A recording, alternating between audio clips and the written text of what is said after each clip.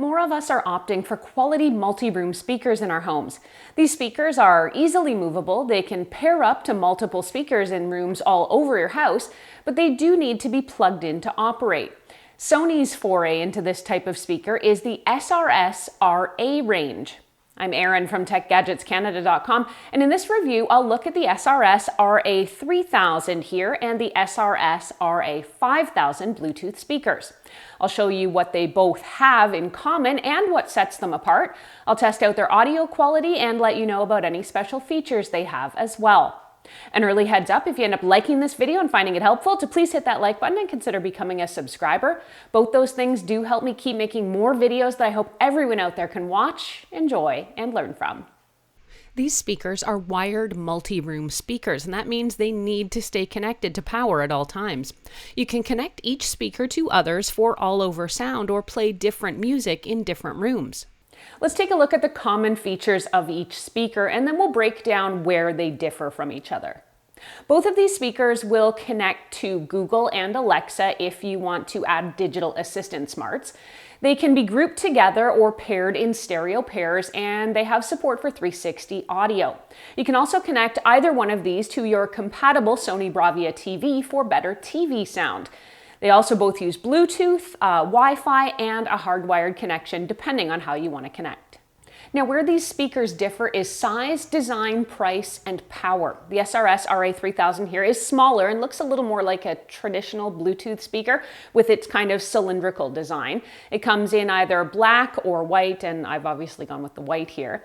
Now, when I say smaller, it is smaller than the RA 5000, but this is still a sizable speaker.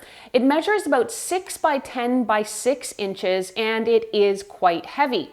Now, the SRS-RA 5000 here is the larger option. It has more of a kind of narrowed corseted design and measures about 12 by 11 by 15 inches. One of the other key differences here with this one is it has 3 upward firing speakers on top of the unit. Speaking of those top speakers, the RA 5000 has a total of 7 speakers inside the case. That trio of up-firing speakers spreads the music vertically, while the side speakers spread sound horizontally. There's also a woofer to help deliver on deep bass. The RA 3000, by contrast, has fewer speakers, just 5, 2 tweeter units, 1 full range, and 2 passive radiators. The SRS-RA 3000 sells for about $299 US, and the RA 5000 is listed at $699 US. Getting these speakers set up was actually pretty easy. Well, one of them was. You just need to plug in the power and turn them on. Then you're supposed to download the Sony Music Center app, and the app should walk you through getting your speaker connected to Wi-Fi, and it can also link you up to Google Assistant, the Google Home, or Amazon Alexa. Now, it took me just seconds to pair the RA 3000 here and get access to the Sony Music Center app. Then I was able to use my voice assistant to stream music directly to the speaker here. When I went to add the RA 5000, however, it did not go so well. While I was able to get a direct Bluetooth connection from my phone, I was never able to add this speaker to the Sony Music Center app. That was probably after about half a dozen attempts. I gave up after that since I was still able to play music to this speaker, but I did not get any of the additional functionality with this one in particular.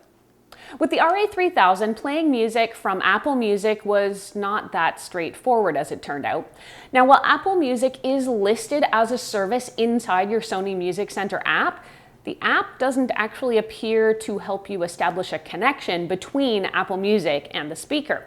When I hit play on Apple Music after being redirected there through the Sony Music Center app, this sounds kind of confusing, nothing happened. I could not see the speaker, I could not get it to play any music from the Apple Music app, and in short, nothing would happen at all. In subsequent testing, I was able to get this to work, so maybe it was a quirk of the initial setup. Either way, if you're struggling with Apple Music on these Sony speakers, there is a workaround. Just go into the Bluetooth settings menu on your phone and connect to the Sony speaker there. Then go back to Apple Music and hit play. In this case, you can basically cut out the Sony Music Center app altogether. No matter where you set up either of your Sony speakers, each of them is designed to calibrate itself specifically for the space that it's in. Both speakers use an internal microphone and a unique Sony algorithm. Now with the RA3000, Sony says there is no manual measurement or annoying test tone, and that's Sony's term, and it's totally a dig at Sonos. So with this speaker, you're supposed to just get perfectly positioned ambient room-filling sound, says Sony. Now, hilariously though, the RA5000 here does use this annoying test tone. 2, 1.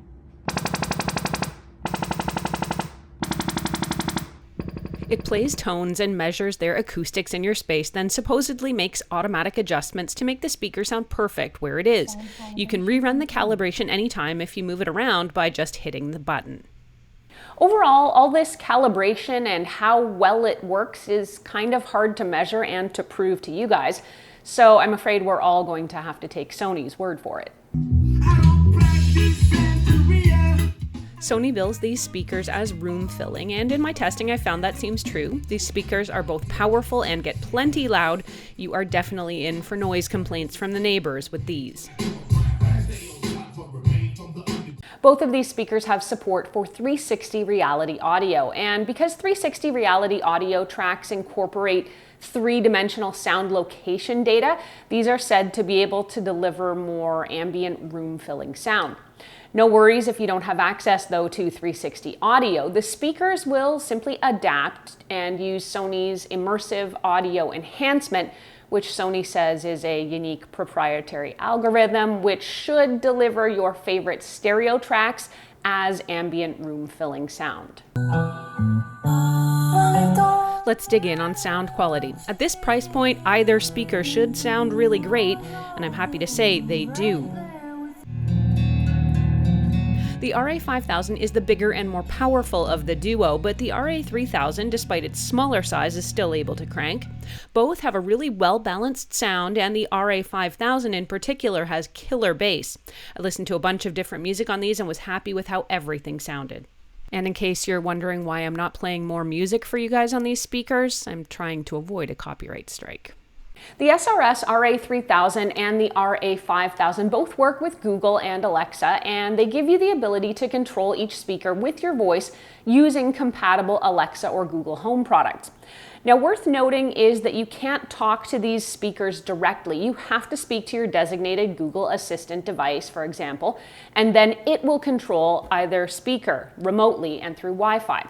Now, either speaker can easily be added to a speaker group inside the Google Home app if you do want to do that. Then you'll be able to play different songs in different rooms or the same music throughout your house using the app or via your assistant speaker. So some music tracks can play too loud and some are too quiet, and you might end up constantly adjusting the volume from song to song. Both the RA3000 and the RA5000 claim to solve this problem by analyzing every track and automatically playing them at a consistent volume. And that's so that you don't have to keep mashing the volume buttons yourselves. Now, this is another feature that is hard to tell when it's working, but since I never really noticed any tracks that came out blaringly loud or too quiet, I will assume this feature was doing its job during my testing period. The RA3000 is humidity resistant, so you can use it in the kitchen or even the bathroom. I couldn't find any specs about this for the RA5000, so let's assume this one should stay dry. So which of these speakers should you choose? Slight design differences aside, which of these speakers you'll want will largely come down to your budget and the size of the space you want to fill. If you need more power in a bigger room, you should opt for the Sony RA5000. If you're trying to shave something off the budget and trick out a smaller room, the RA3000 will probably get the job done very well for you. Overall, both of these are great sounding and capable speakers. They get plenty loud and can easily fill any space. For the most part, they're easy to connect to and used with mobile devices via a direct Bluetooth connection. Now, when it comes to the downsides, both seem kind of comically large, particularly when compared to something like a Sonos Play, for example. They are huge. Now, one last thing, these speakers are not inexpensive. The Sony RA3000 sells for about $299 US, while the 5000 is a whopping $699 US. Evaluating these two side by side in price alone, you'd probably be just as happy with the 3000 and saving yourself hundreds of dollars. I can definitely recommend either of these two Sony Powerhouse speakers for you if you're looking for large room-filling speakers. If you want to read this review or reference any of what I've talked about here, you can head over to techgadgetscanada.com for a full write-up. There you can ask me any questions you have about either of these speakers. You can also post your questions here in comments below.